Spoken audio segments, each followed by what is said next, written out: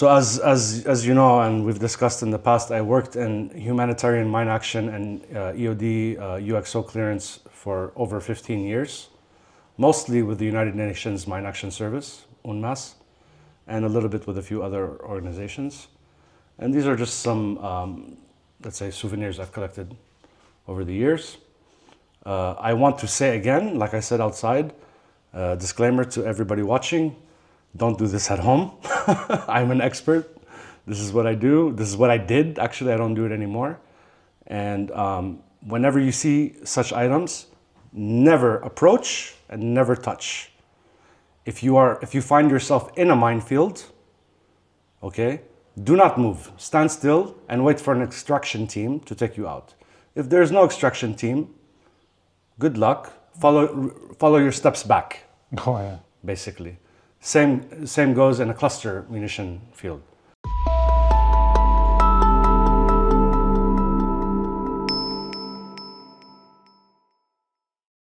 Hey everybody, this is Laith Marouf from Free Palestine TV, and we are in Ainata in the south of Lebanon. You can hear a drone right up there, but before we continue with this report, I ask you to press the subscribe button on whatever social media platform you're watching this on, and to go to our website, freepalestine.video, to donate so we can continue doing these reports. Last time we were in Ainata, we were with G from Colonial Outcasts, and he promised to invite us back to his home when it's ready for a new visit. And G, thank you very much for this invitation. We're back here. Thank you, and we're gonna go to your home momentarily. Thank you. I said Hadi, sorry. Thank you, Laith. Hadi's behind the. You can thank Hadi. Hadi and Laith. It's okay. Yeah. We're gonna go to your home momentarily. Yes. But before we do that, we visited this graveyard for the martyrs of your village early on in the first report, and it was totally destroyed. But they were beginning to fix it up. Exactly. Let's take a look at it and tell us what you want to tell us about the inside of this martyrs cemetery was created at first after the 2006 war, and all the martyrs from that war were buried at this location. And it had a big, beautiful dome above it, which was destroyed in this recent conflict. And I believe I remember mentioning to you while we were at the house the last time that my uncle was martyred in that house. So he too was buried here. This is his grave. Muhammad al-Hamoudi.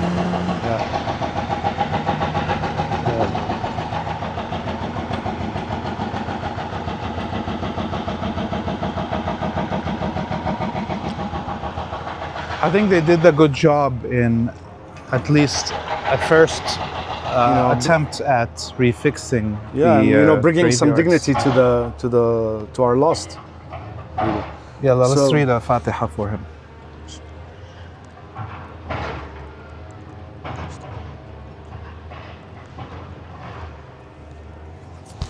So what I neglected to mention the last time regarding my uncle Muhammad is he lived in the US for several decades, at least 30 years, maybe 40 years. And he had a federal job working for immigration services as a translator.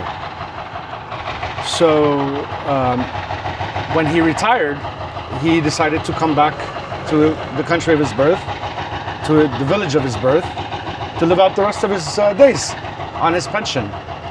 The irony is while he was here living off his UN pension, he had only been here for a couple of years before the 2006 war. The irony is he's here living on his US pension, a retired old man coming back from the US, then being killed by US made bombs. Yep, everything that Israel is using to kill the innocents in Lebanon, in Palestine, in Syria, in Yemen, in Iraq, in Iran is all produced by the American and Western countries. And many citizens of Western countries, like your late uncle Muhammad Hamoudi, were also killed by these weapons. So how does it feel also as a veteran? That's veteran demands ceasefire. Well, my veteran status is not something I'm proud of. I was, once a soldier in the U.S. military. However, the U.S. military is just as complicit as the Israeli military in everything that's been happening lately.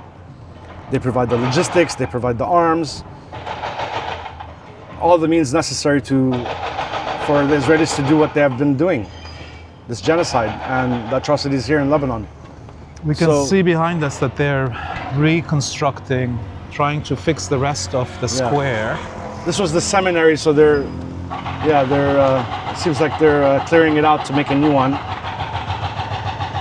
And these graves on this side are all from 2006, the martyrs. I believe so, yes. And I think these are from this war. Hey Hadi, what do you think? Are these from this war? Yeah, yes. Seems so. It says 2024. Yes, these all of them are martyrs of al-Aqsa after al-Aqsa. The support front for Palestine. Ya Allah. And some of the ones in the back there are from the 2000 and from the 80s. Yeah. You will notice some of the graves here, and you guys just clarified that for me earlier. Some of the graves have 2 photographs with 2 names, and that's because you were saying... Sometimes they bury more than a person together. Sometimes also they are buried next to their beloved ones. Right. Their bodies could be also unidentifiable. Right. And they have to bury them together. Yes. We even saw some of the martyrs from your village seems to have been martyred in Syria. Yes. Yes. Several martyrs from my town were martyred in the Syrian conflict, defending Lebanon from ISIS and Daesh. Ya Allah. Okay, so let's head to your home and we'll continue this discussion there.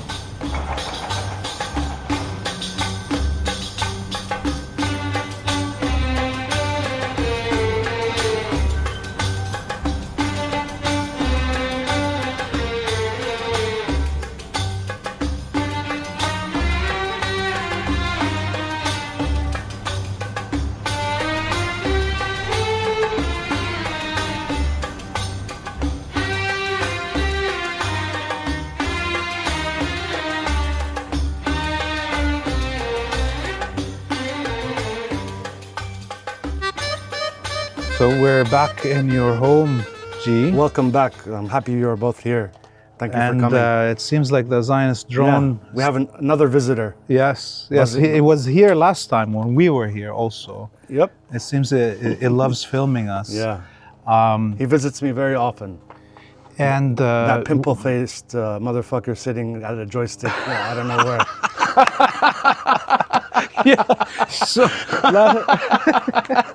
So last time you promised us that we will take a look at some of the mines and other things that you had been dismantling at your time working with the UN and other agencies to demine the south of Lebanon. And of course, there's now much to be dealt with, but we haven't started that yet until the war stops. Yeah, well, thanks again for coming back, both Hadi and Laith. I'm really happy you guys came. The house is much cleaner now. I cleaned up all the broken glass and the mess and patched up the windows with plastic. I didn't reinstall the glass because I don't think it's over. No. There's more coming.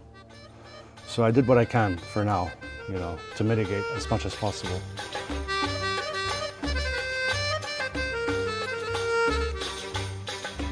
But before we go any further, Laith, I want to ask you a question. Between here and my front porch, the gate right there, do you see anything out of the ordinary? Anything unusual?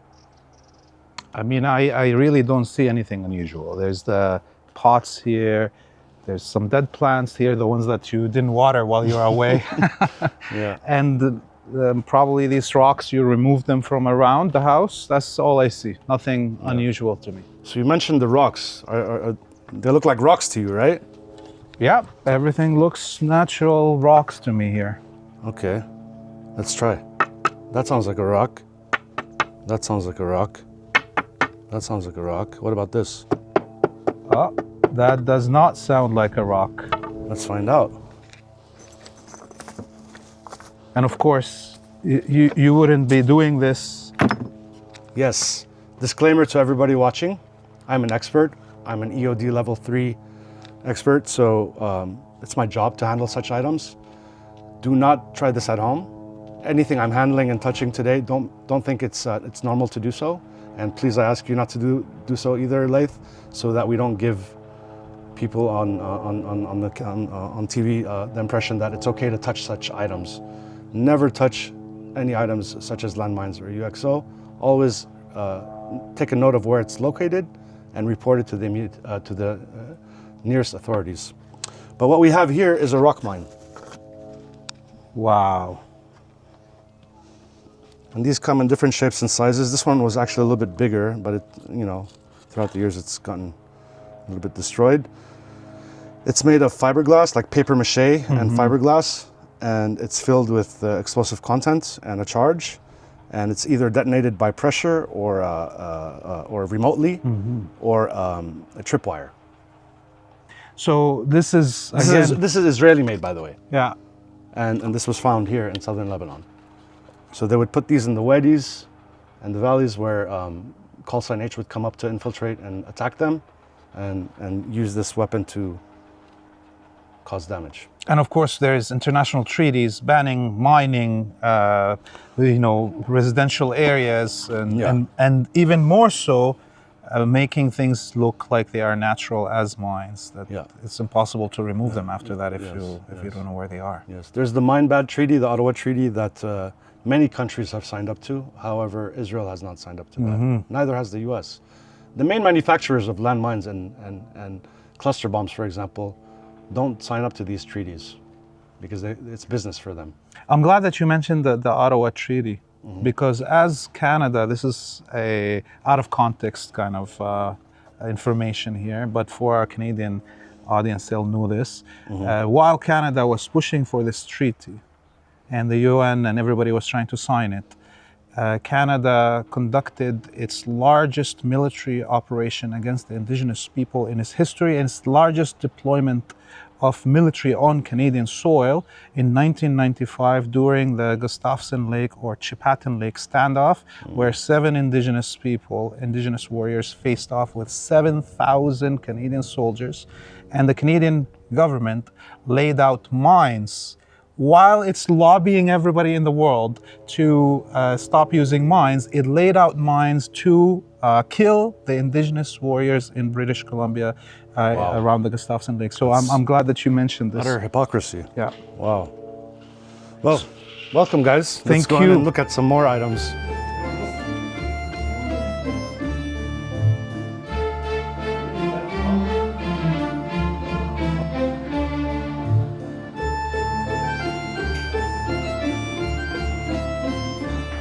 Thank you guys for coming. Welcome Laith, welcome Hadi. Thank you for coming to my home. As you can see, I've cleaned up the mess you saw the last time.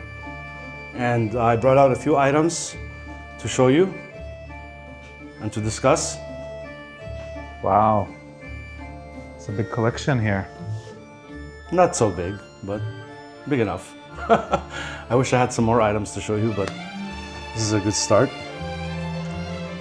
So as you know, and we've discussed in the past, I worked in humanitarian mine action and EOD UXO clearance for over 15 years, mostly with the United Nations Mine Action Service, UNMAS, and a little bit with a few other organizations.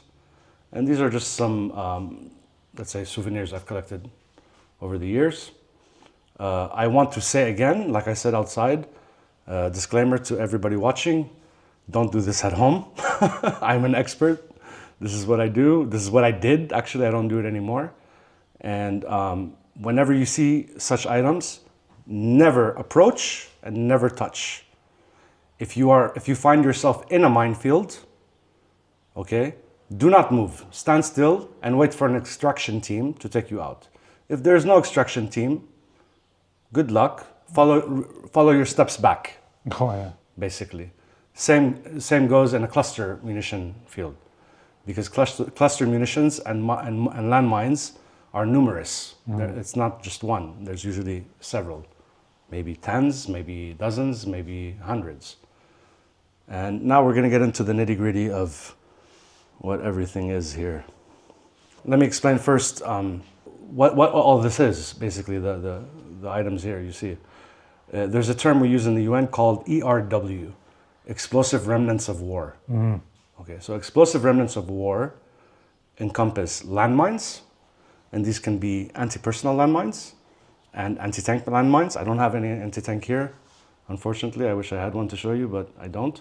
And then we have cluster bombs, cluster munitions, which act in a similar way as landmines. However, they're anti-personnel, or I mean, anti-humans, so really. there's a high. So cluster munitions are supposed to deploy and perform on impact. However, there's a high dud rate, and this dud rate can go from 10% all the way to 100%. And when munitions land on the ground and do not explode, it doesn't mean they're not dangerous. Yeah. Anybody who tampers with them will find out. Yeah. So landmines are buried, whereas cluster bombs are fired, either from land or from air or from sea. However, the ones that do not explode from the cluster munitions operate in a similar way as landmines. And eventually they sink over time with the elements, with rain and the weather. You'll find sediment. You'll find that they've become subsurface. So they act in a very similar way as landmines if they're tampered with. So if you find yourself in any such area, do not move. Wait for an extraction team. And if you can't wait for an extraction team because there isn't one, good luck and retrace your steps. Yeah, or whistle. So what do we have here? Let's get to it. Yeah. I should mention the landmine problem in Lebanon dates back to the First World War. We have landmines dating back to the French and British mandates in Lebanon till today. Many of these minefields have been cleared, but a residual threat still remains. Can they still explode?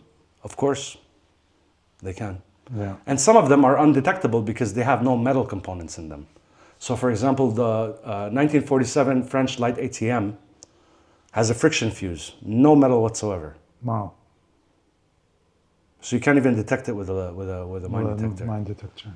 Yeah. So you just have to go with a heavy mine remover to push. No, well, landmine clearance is a very scientific process. It's engineering at the end of the day. So we use many different assets to clear the land. And what the difference between humanitarian landmine clearance and operational clearance, like a military would do operational clearance. Any military that wants to get from point A to point B will blast a path and go. Does that mean that whole area is clear? No. They're trying to get from A to B very quickly. And if that requires some collateral damage from their soldiers, so be it. That's operational demining. In humanitarian landmine clearance, we have to put our hand on our hearts at the end of the day and hand this land back over to the local community so they could use it. You know, we have to sign that handover certificate. So there's a big responsibility involved in that. That's why it's very slow and tedious, because we try to do 100%. That's what we aim for. Yeah. So I can see here all these landmines. What is the most common landmine here in South Lebanon? So here you have a combination of things. You have some anti-personnel mines, and you have some cluster munitions, and you have some UXO, and you have this rock mine, which I showed you outside. Yeah. So the most common anti-personnel mine in Lebanon is the number 4 APM. The number 4 Israeli anti-personnel mine. As you can see, I'm touching these, never do so in real life. I have already rendered these safe. They're free from explosives. Never do what I'm doing in this presentation I'm showing you right now in real life, please. Yeah. So this number 4 anti-personnel mine requires from 5 to 10 kilograms of pressure, of direct pressure, for it to explode. The way it works is the following. This is the number 4 mine. You have a block of TNT here, and you have a friction fuse. And this is very rusted and old, so it's not operational, but and there's more to it actually. However, it's buried like this in the ground. And it's buried from anywhere subsurface down to 20 centimeters, maybe deeper. The deeper it goes, the less effective it's going to be, but subsurface to 20 centimeters is quite effective. Yeah. 5 to 10 kilograms of pressure will amputate your leg below or above the knee. Oh. That's if you're not killed. And from basically, bleeding. when this gets pressured, the fuse So yes, triggers. yes. To answer your question, this collar is released, Yeah. and the friction fuse is the spring. Sorry, it's not a friction fuse. It's a spring activated fuse. Yeah. I got mixed up with what I was saying earlier. It's a spring activated fuse. So the spring will hit the main charge, and kaboom, you lost your leg. Yeah. And I've seen people lose their legs from this. Wow. Is it This landmine, by the way, has been exported by this is an Israeli number 4 anti-personnel mine, most common in Lebanon. This has been exported to other conflicts in the world, including Sudan. Oh, wow. So again, this is the number 4 here. You can see some explosive residue. That's actual explosives in there. Yeah. This number 4 right here is just the top cover of it. See, it's just the top cover. Oh, wow. I'm allowing Laith to touch this, Touch but yeah. you're not supposed but to. I'm just wondering why it's But I want deformed. to. You know what? I want you to touch it, but this Yeah. is under my discretion. Yeah.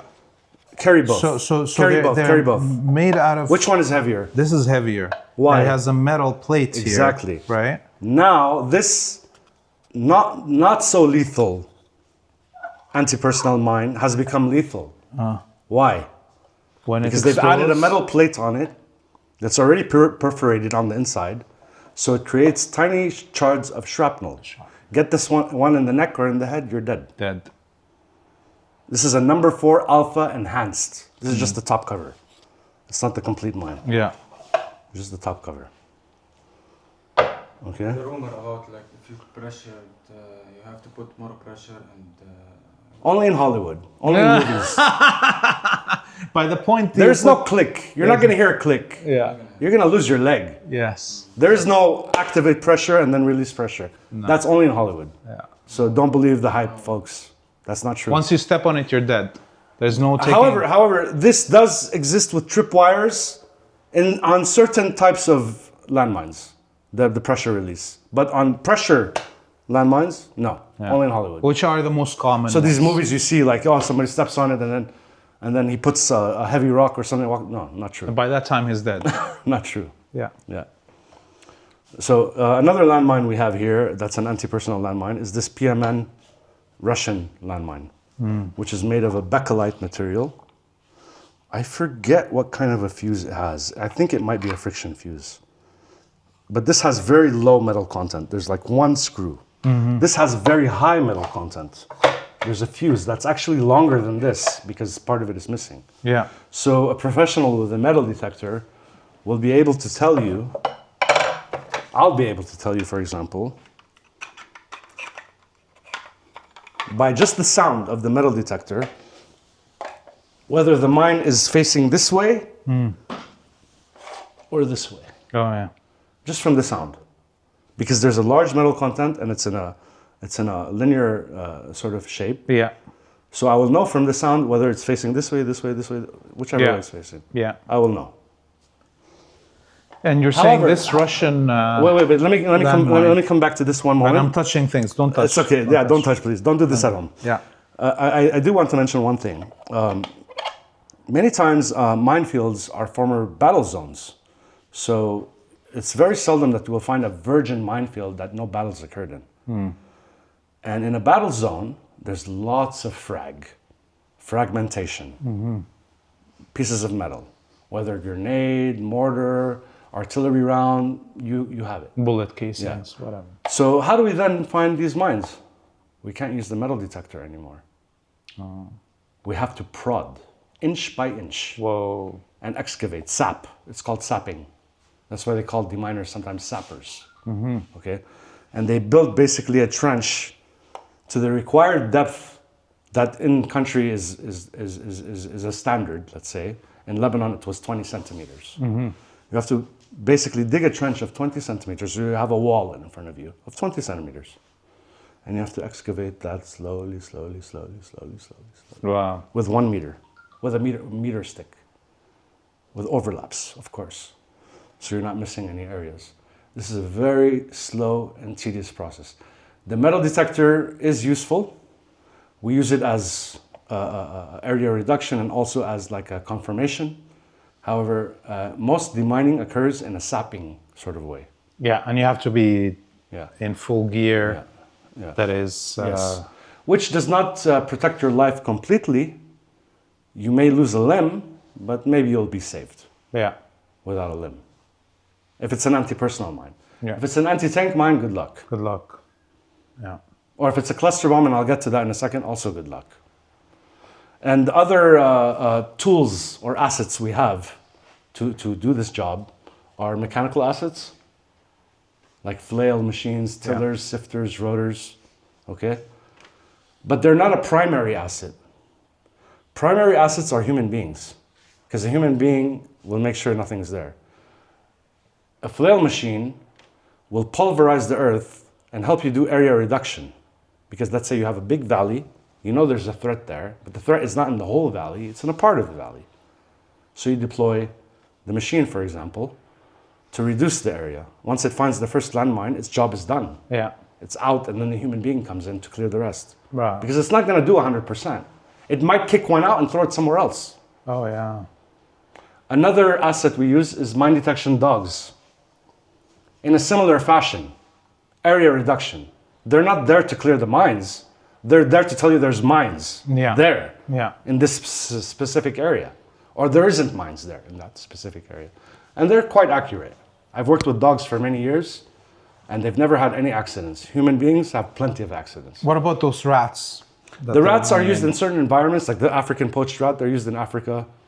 Yeah. In Afghanistan. And they're effective. I'm not sure if they use them in Afghanistan. Yeah, I saw some videos. I know they use them in Africa. I'm not sure. But the method of using them is a very limited sort of way of using them. You have to have a very, a topography that works for the rat. You can't use it here. No. It's too rocky and mountainous here for the rat. So dogs are effective here. Machines are effective here. Again, human beings are the most effective. So let's go back to that Russian mine. Okay, so back to this Russian mine. Very low metal content. You can see this can be removed, actually. But there's only a screw there. That's it. Yeah, even this part is plastic. Yes, it's Beqaa and plastic. A Beqaa is what? It's some composite that's similar to plastic, but not quite plastic. So, yeah. Don't quote me on that, but it's a similar to plastic thing. Yeah. And I don't remember what kind of a fuse this has. I believe it's a friction fuse similar to the French ATM I mentioned earlier. So finding these is a pain in the ass. And these, although they were Russian, so they were here in the south of Lebanon? This was not in the south. This was in the north. As you know, maybe from the Civil War era, the Syrians and Lebanese also fought each other. Right. And there's a valley in the north that extends from Batroun east. Yes. A lot of Russian mines were found there. Okay. Russian mines were found there. Here in the south, mostly Israeli-made, American-made, a lot of American-made, especially the anti-tank mines, like the M15. The same M15 that they're using in Gaza now to drop buildings. Yeah. We have here on the border till today. There's some Russian mines here as well, ATMs, anti-tank mines. There's the, here, I want to tell you a little joke. It's an EOD humor. It's not that funny, but yeah. Okay. I sent you a photo. Do you mind pulling your phone? Yes. So landmines in general, or any type of ordnance in general, is very bulky and ugly looking, right? It's not attractive. It's ugly, right? It's like square or just ugly. The Italians, however, they make everything look beautiful. Look at that. It looks like a spaceship. See that? You're saying this is a sexy landmine? It's a sexy landmine. Which, by the way, has a very bad outcome. Because sexy landmines like a VS-50, this is an anti-personnel mine. It's called a VS-50. And these exist in Lebanon. He filmed it. He saw it? It looks like a spaceship. Look at it. It's like a piece of art. It's like Michelangelo did. And it's attractive for kids. Exactly. That's what I was trying to get to. Yeah. So kids see that. If it is above the surface. This was found on a hiking trip.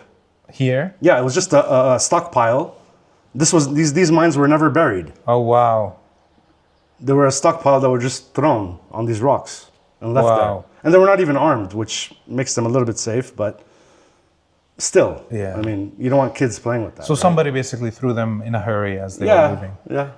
And you know, only a landmine clearing personnel like you would make sexy jokes about landmines, right?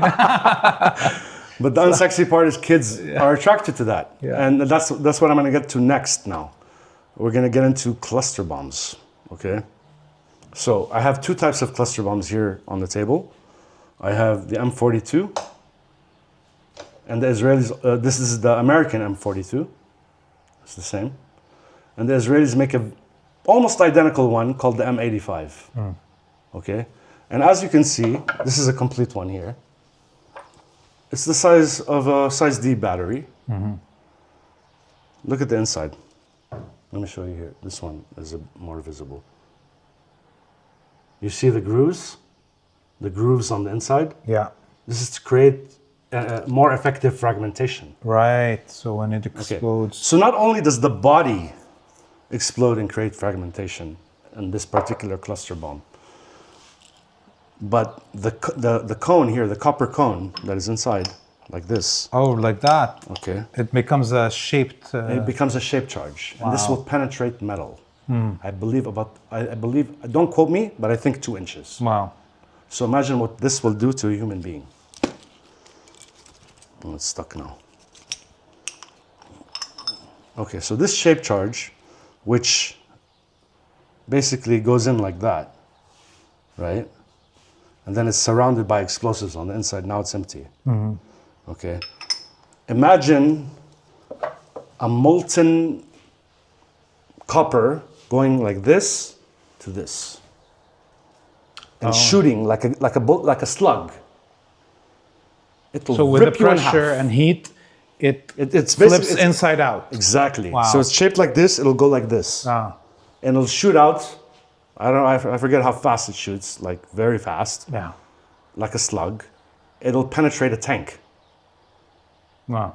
So what will this do to a human being who tampers with it? And better yet, the arming mechanism is a white ribbon. Very attractive to children. Yeah. They see this, they want to pull it. Made in America. Made in Israel. Israel.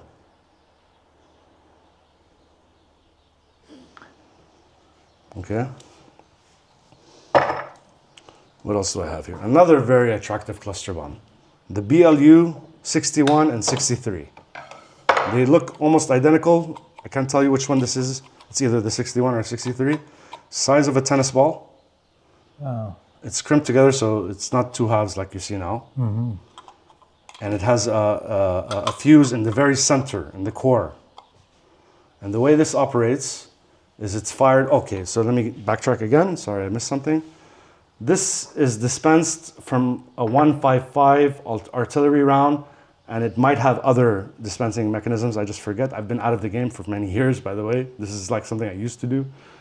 So I forget a lot of the... Don't worry, I think you know more than most of us. So this comes in a 155 artillery round, which they use extensively in South Lebanon. And it will have the inside the artillery round. So will be many of these. Exactly. I forget the number, but it's like, I believe, over 50, under 100. I can't remember the amount. And this one is dispensed through? This one is dispensed by air from an aircraft in a container, and there's a slide on the presentation that you can share on the video. It contains 600 plus of these. So this will cover, let's say... And when the charge explodes in the air, because it's... So the container... How wide of an area Thank you very much. Yes, thank you. That's a very good question. Yeah. So this one, for example, the BLU 63 or 61, has a very big dispensing mechanism, huge projectile, that in flight cracks open like an egg. Yeah, in the middle of the air, yeah. And then 600 plus of these will cover a football pitch or bigger. Wow. Depending on the altitude it's launched. Yeah. Okay. The dud rate, again, I go back to the dud rate I was explaining earlier with cluster Basically bombs. a square kilometer area is... Yeah. A dud rate for cluster bombs can be 10% or 100%. And there's an actual photo of a 100% situation. You'll see it in the presentation. So, and these were used extensively in 1978, 1982, and 2006. Wow. I see that you're using... So yeah, thank you for pointing that out. They also make very good ashtrays. Wow. Good souvenir, I guess, if you survive it. Yeah, if you survive, they make very good ashtrays. Or if you're a crazy EOD guy like me, who likes to collect shit like this, they make good ashtrays. Yeah. What else do I have here? I mean, other than what is this? So this is just ammo case top. That's an ammo case. That's an actual ammo case there. Yeah. It's just And bent. this is a big. So this is Modad anti-aircraft shell. Yeah, and this is the most one of the most common landmine signs in Lebanon. Yeah. I mean, there's a little bit of graffiti that I've added to it. But, yeah. FYI, F your occupation. Yeah. So 3 languages because they want you to know before they kill you. I mean, this is not just a like language. they warn you. They want you to know. This is Narnia's language. It's not a real one. Yeah. But the universal sign for landmines is the triangle, the red triangle. Okay, it could be upside down like Hamas. Yeah, like or it could be right side up. This I got in Cyprus actually, working there in the buffer zone between the Turkish side and the Greek side. This is a newer one that the UN made in 2006 to. And I see that they actually put both of those. Yeah, because in 2006 these were used extensively. Yeah. In 2006. Yeah. Which goes to my next point. I started doing mine clearance way back when I was 20 something after my military service. And the reason why the demining project started in Lebanon is because of the liberation of Lebanon. This area we are in now, my village, was liberated in 2000. Liberated from the Zionist Israelis, but not from the landmines. Yeah. They left all that shit here. Not only did they leave all that shit here, they didn't give us any of the records when we asked them for it. Yeah, they refused to give where they laid. Yeah, they didn't give us any maps. Until today. They did one time, ضحكوا علينا مثل ما بيقولوا بالعربي. Like they fooled you. They fooled us and gave us a batch of 500 sketches, minefield sketches, which are similar to this like sketch here, for example. This is not a minefield sketch, this is a clearance sketch, but similar concept. They gave us a batch of 500, but they were duplicates, so they were even less than that. And even 500 is like a fraction of 1%. Just to say they gave us something. Yeah. Anyways, here what I was going to mention is if you zoom in here, and there's also a slide of this you could use if you want. This was the minefield, not cluster bomb or UXO contamination, minefield contamination. Post 2000, all the red dots are minefields. This is what was the buffer zone, the Israeli occupied buffer zone, where the Israeli military and their proxy militia were in control up until the year 2000. Post 2000, we underwent our first clearance project here in Lebanon, and I was a part of the very first teams. And all these interior green dots you see here are now green. But it took many years to do this.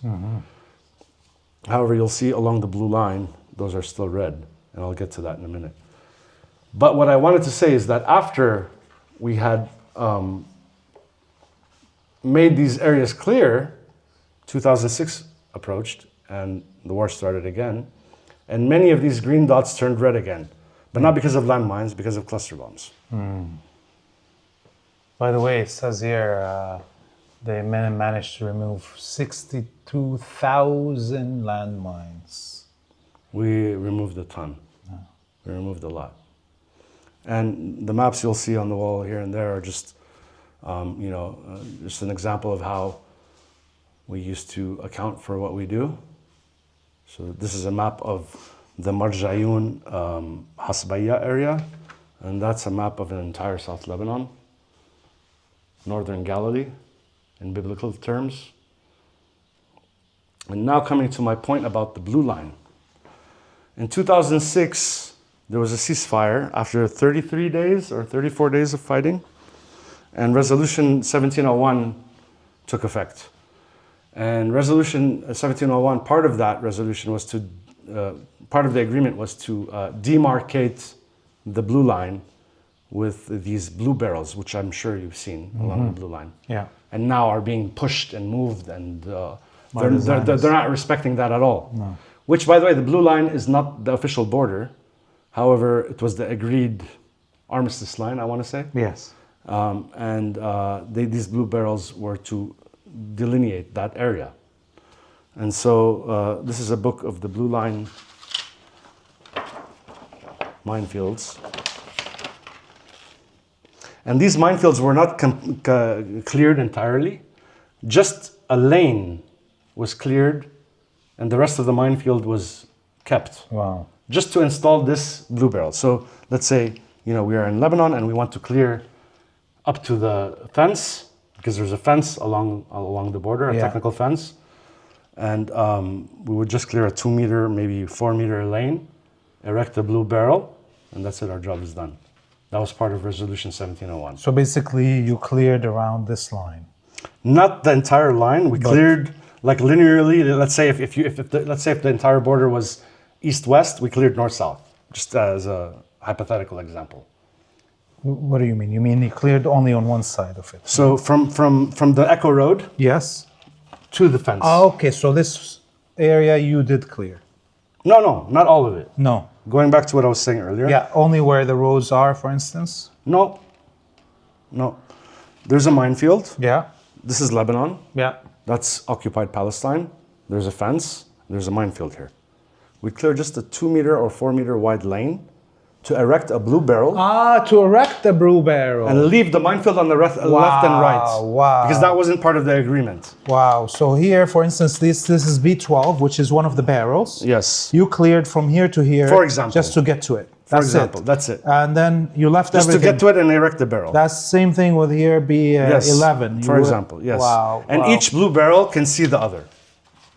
So that's the distance between them, which could be a mile, or it could be... depending if it's uphill, downhill, or straight, depending on the topography. line, depending on the topography, exactly. Wow. Yeah. And I'm glad to have access to UN Confidential.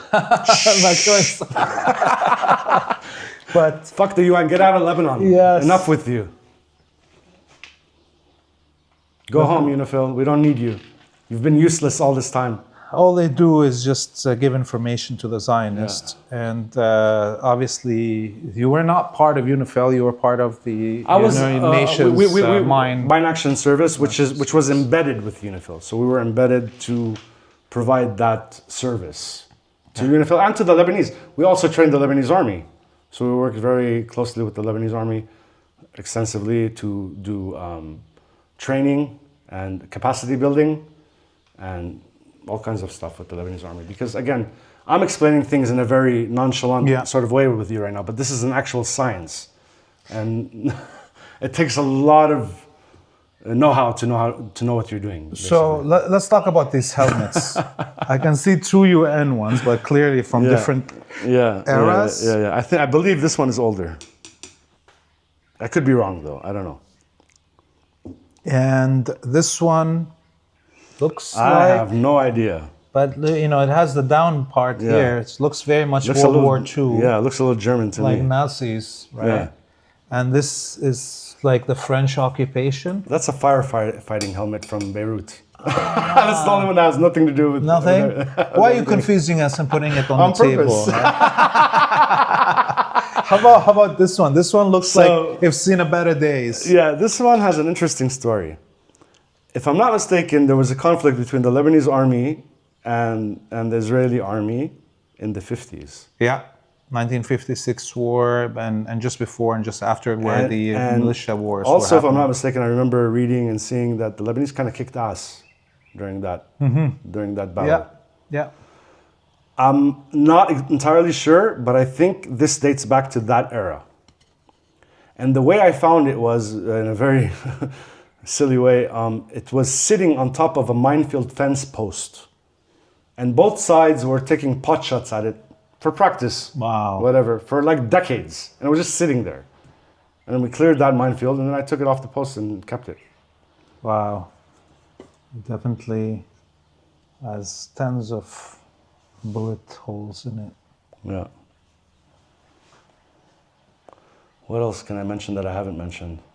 I mean, some other mine signs. This is like, for example, from Cambodia, a mine sign. So let's finish it on talking about right now. Okay, Yes. so there's been all these attacks. We just saw one now, right? Right. We were just having lunch outside. Let's go outside. Yeah. We were out here, and we saw the Israeli 3 or drones 4? flying twice. 2 of them circling. Yeah. Then they fired these flares. Luminous flares. Multiple. I recognize them, me personally, I recognize them as luminous flares. However, I've never seen them fired that high and drop from that high. I've seen them in the past many times from here, from my balcony. There, but very low. And it's a 120 millimeter luminous mortar flare, and it comes down very slowly on a parachute. Yeah. And so that happened, but also It's we daytime. saw they Why are they using it in the daytime? Makes no sense to me. Maybe they're trying to mark somebody. mark somebody. They're trying to just test their equipment. Somebody new on the base that they want to. Who knows? But we also heard them that they fired on Bint Jbeil, which is Yes. this side. And we lost some Those people, 2 unfortunately, missiles on the square public souk, the market. This all happened just less than 2 kilometers away, and while we were having lunch here. And 4 civilians were martyred, including, I think, 3 children? 2 children. 2 children that were martyred in this God attack. rest their soul. There's been many ordnance fired on Lebanon. There was the occupation force that came into many of these villages during the ceasefire and then left. So how much should we expect in terms of unexploded ordnance and mines or cluster bombs that they may have used? Could it be as bad as what you had to do after 2000, or less? I honestly don't have an answer to that question, and the reason being is I haven't worked in mine action for nearly 10 years now, so I'm a little bit out of touch with all of that world. I know that UXO was used extensively, and UXO in general has a dud rate. So there are UXO that do not explode on impact, however can be very dangerous to the local population when they return post-conflict and kill and maim people. The extent of that, I would say, is very substantial, because this war has been very substantial, and it hasn't ended. It's still going on, even till today, as we just saw and heard. So yes, I would easily say there is a huge UXO threat. UXO meaning artillery rounds, mortar shells, grenades, all types of small and big ammunition, perhaps cluster bombs. I don't know the details yet of that. I haven't heard any serious reporting on that. I've heard hearsay information. Landmines, for example, I know for a fact that the landmines here in Lebanon were mostly laid during the occupation. All the occupations: French occupation, British occupation, Israeli occupation. And are they occupying now, the Israelis? Yes, they are. Have they laid landmines? I'm pretty sure they have. Pretty sure, yeah. To what extent, I don't know. Well, look. I mean, they're still right there, right? They're right there. They're on that hilltop. They occupied this. They're so unhinged, they can kill us right now. Yeah, and they probably laid mines around it. I'm sure they have. I'm sure they have. Vulnerable. I'm sure they have. G, thank you very much for having us in your home Laith. once Thank more. you, By Laith. the way, we had Thank you, Hadi. We had a great lunch, dinner, Arabic ghada with G from local butchers, raw meat, but it's not kibbiniyya. And we hope to come back again to see you. And thank you very much for this hosting. Thank you. Thank you for having me, and thank you for helping Colonial Outcasts reach more people. And we also hope to help you guys reach more people, because I know there's a shadow ban on all of us who are in the movement, and we need to break that shadow ban by collaborating and by sharing each other's stuff. And free Palestine, free Lebanon, free Syria, free Sudan, free the whole world from fascism and Zionism. Well, this was Laith Marouf with G from Colonial Outcasts. Visit their content. Look at our website, freepalestine.video, to donate. And press the subscribe button on whatever social media you're watching this on. Behind the camera is Hadi Hotait. Thank and you, we Hadi. wish you all a free Palestine, free Lebanon, free Sudan, free the world from fascism, colonialism, Yes, and sir. imperialism. Yes, sir. Ameen.